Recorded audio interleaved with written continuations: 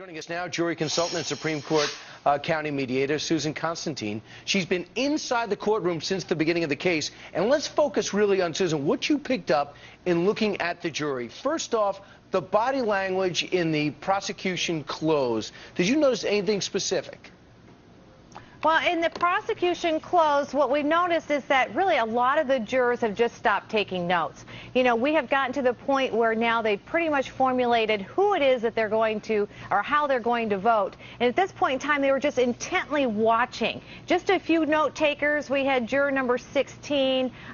Juror number 1 was just taking just small little notes. But for the most part, they weren't taking notes. They were just really listening. And where were they looking? Were they looking at the attorney, or were they looking at the defendant?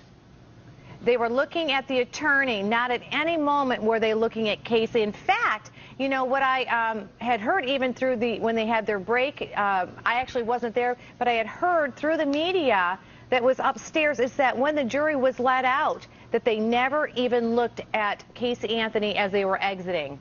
Interesting.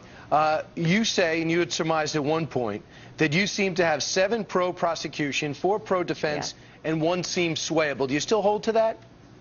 Yes, I do. And what I did is I not only subjectively have I watched them throughout the entire trial, but I have picked out about 7 jurors that I feel like are more pro-defense based on their body language, what they're noting, what's important to them.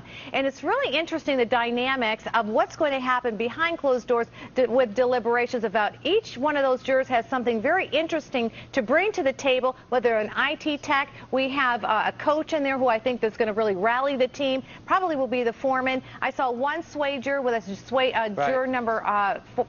Go ahead. No, I just wanted to get to one thing that I want you to look at. Tell me about Casey. Towards the end, I understand when the prosecution's closing, she seemed to be very emotional and was mouthing something. I was almost to say, that's not the truth, that's not the way it was. True? Well, that's what she does. Anytime she doesn't agree with something, she always shakes her head. And that's something the defense also kind of teaches their client to do, is when they disagree, not to become angry, but just to kind of shake their head back and forth. But I observed them both scientifically with jury quest and subjectively mirroring it together. We're at a 58% towards the prosecution. It's not a slam dunk, but I certainly believe that we're going to have a conviction here. When do you think we'll get a verdict?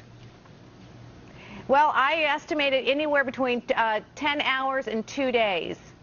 Okay. That would mean nothing today, and we'll see if we get any questions coming out from the jury also. Thank you very much, Susan. It's going to be interesting to speculate. I know if the country wasn't barbecuing, they were watching this trial all through the weekend. Thank you. Yes.